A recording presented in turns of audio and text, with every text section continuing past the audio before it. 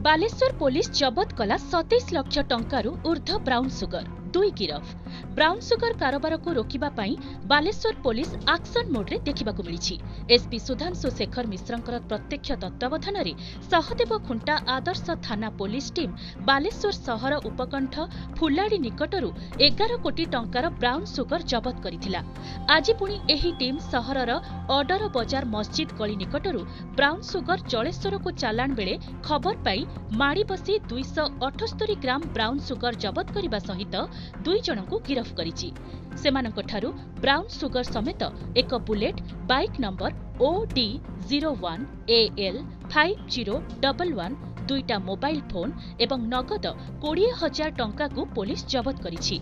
एही बाबदरे सहदेव खुंटा थाना case number 366 22 दफा 21C 29 ANDPS एक्ट मुळे मामला रुजु होई तदंत चलाइछि।